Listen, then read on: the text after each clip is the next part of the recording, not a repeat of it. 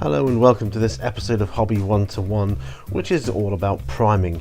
And what you can see here is an example of a typical aerosol primer. And in this picture here, it's one called Necrotic Flesh, but it is a primer. It's actually what I used to prime my zombies with because I felt it would help me, but more of that later on. But suffice to say, a lot of people use these aerosol cans. Now, the only thing with them is you've got to be aware of certain things like temperature and humidity in order to get a decent coverage, and sometimes they just don't come out very nice at all, but they are an option.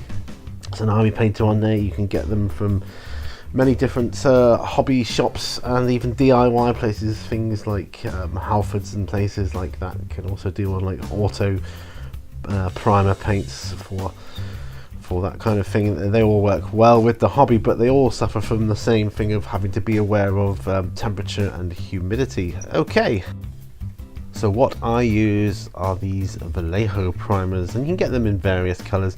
Now, they are ideal for airbrushing or for hand painting, priming your miniatures, both metal and plastic. I've found these are the typical colors I like to use, ranging from black, then near black, and I've got a nice yellow one which works for a variety of different flesh tones.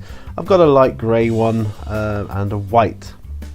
Now, I use whites typically for well, white and black are what I typically use for pre-shading, and I'll talk a little bit about that. Now, pre-shading is where I prime the models that I want to have the darkest recesses in black and the lightest areas in white, and you don't have to be too particular about it, but it's just a way of doing it. The ones in the middle are typical what I would spray all over a model, although I do kind of use black and white for doing the whole model as well, but more often than not it's for pre-shading.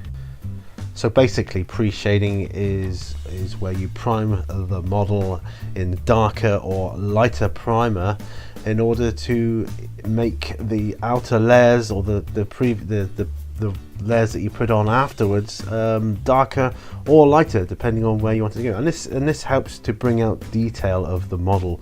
But like I say, I will cover that in another video. So on to airbrushing as a method of priming. Now, typically I set my PSI for my compressor at around about 25.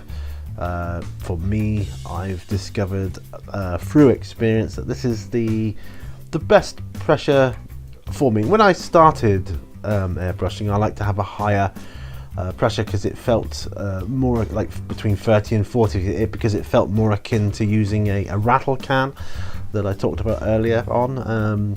But for the more controlled method, I really find 25 psi gives a brilliant coverage for most paints, and it's only when I go to the absolute finer details and real close-up stuff that I have to lower it. So 25 psi for typically priming my models, and this is of course how I do it.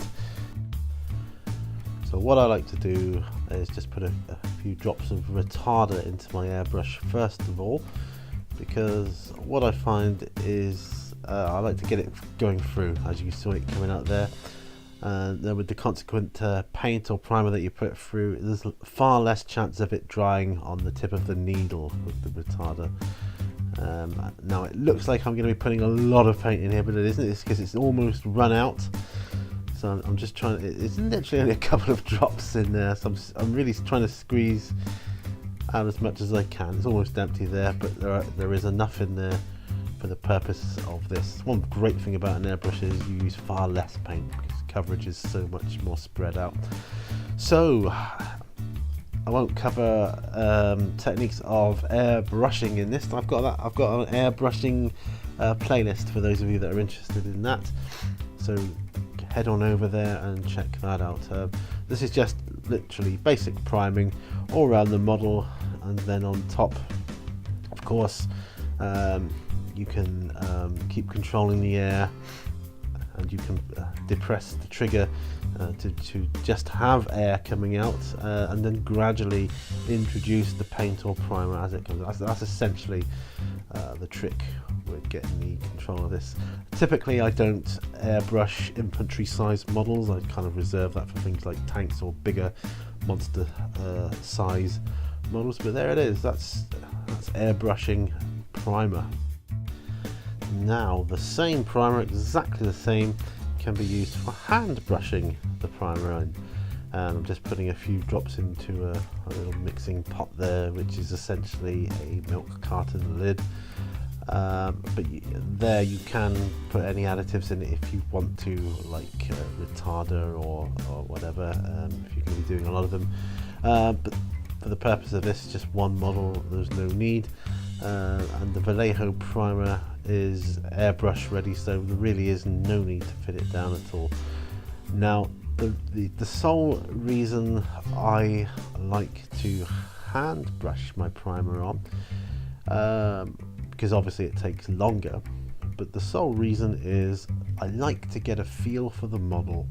I like to look around the model as I'm painting, because I know I'm going to be painting a lot of layers, subsequent layers on after, so it gives me a feel for how easy certain areas are to access, and I also get a feel for what sort of colour scheme I want to use at what point, and what sort of size brush I'm going to be using. I get in my head, I think I'll use a detail brush for this, or a slightly larger one for that, like the legs or the boots or whatever.